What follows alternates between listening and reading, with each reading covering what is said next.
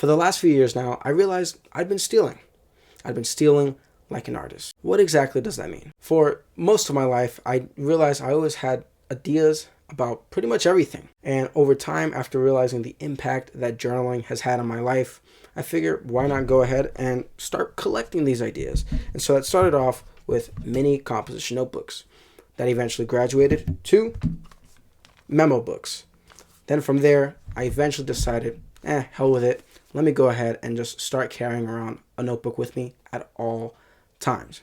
And I would just start writing down different pieces of information that I absolutely loved. Different music, different sounds, different artwork, different words, different quotes, different ideas, whatever I could find and whatever I could think of would go in this book. And so then a few weeks ago, I came across Austin Kleon's Steal Like an Artist. And in it, he talks about this idea of stealing like an artist. And so the premise is simple. Nothing is original. And quoting the book here, all creative work builds on what came before. And I absolutely loved that. I had been doing that for years without really realizing, hey, I've been stealing like an artist. Now let me make sure it's clear. I'm not saying go ahead and steal. Don't go ahead and steal books. It's not good, right?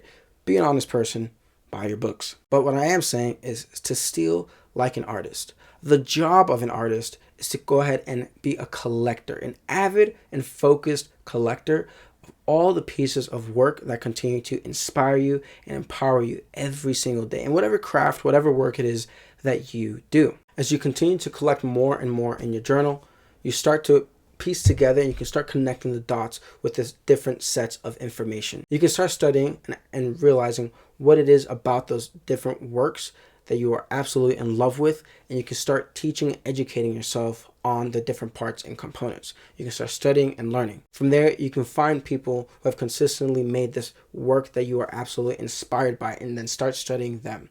From there, you can study the people that inspired them, and then the people that inspired them, and so on and so forth.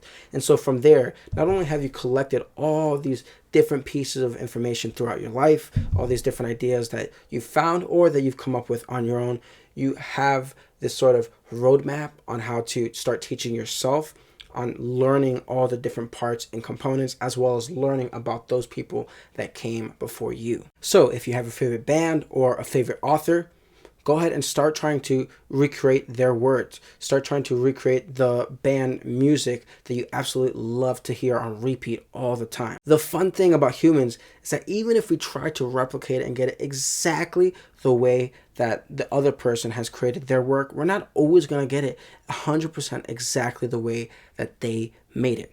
Even computers, which are supposed to be these machines that go ahead and replicate, aren't always 100% exact.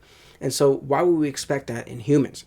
It's the same idea. If I draw a star, you're not going to draw the star exactly the same way that I draw it every single time.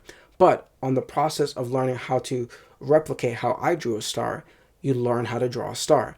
And so the idea is the same with music. The idea is the same with poems and poetry and writing and whatever other art and creative you can think of, right? You can start using other people's words. Great. What is it about that structure that I absolutely love? Is it a specific word? Is it the specific tempo of the words being used? What exactly is it?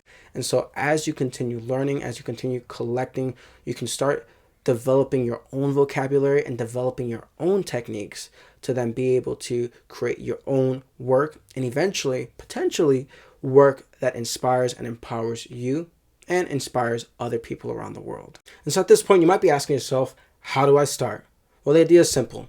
Start with your zombie file. Now, this is what I like to call your journal. And the idea is because you want to have something to keep all these dead ideas, all these dead things, so that you can go back to it and then reanimate it in your work later.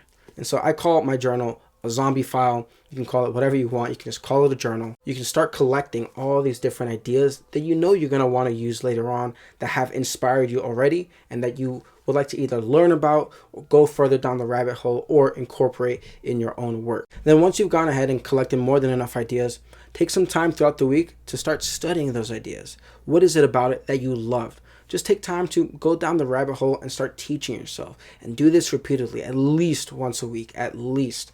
More time, the better, and more consistency, the better. And that's pretty much with everything. But you certainly want to take time to start dissecting and figuring out how you can start replicating all these different ideas that you've collected throughout your time. Then once you've taken time to really understand how to replicate and develop your techniques for these ideas, start studying the people. How do they see? How do they think? What is it that they're currently seeing that you currently do not see just yet?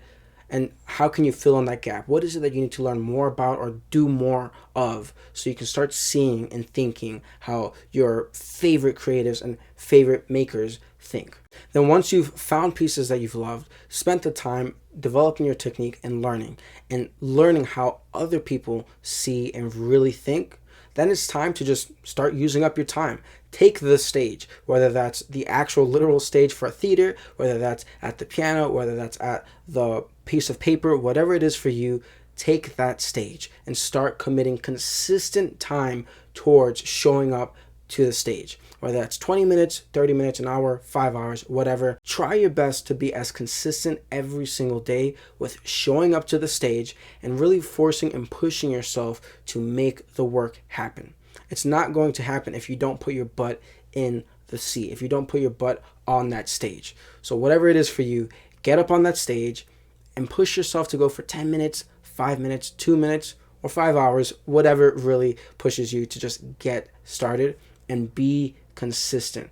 It's not going to be great at first.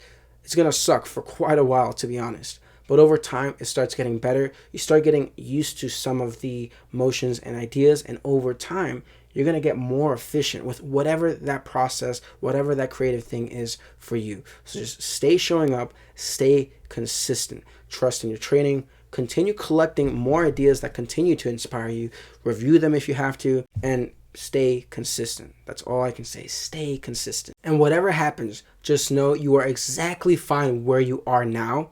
Just start. Just start making things. Start making it happen. Wherever you are, even if you don't know how to get started, just start. Whatever your first intuition is, just go for that. From there, you can continue searching, you can continue Googling and asking questions and continue to refine your craft. But just start from exactly where you are. You don't need to go ahead and take time to refine and never actually start.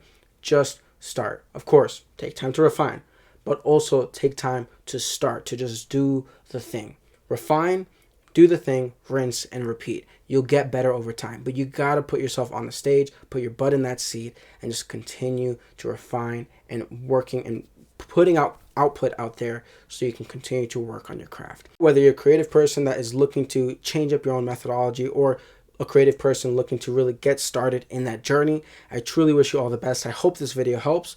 Please feel free to comment down below if you have any questions. And as always, if you enjoyed today's video, please make sure to give a like and follow. And remember, today's a great day to have a great day, so have a great day.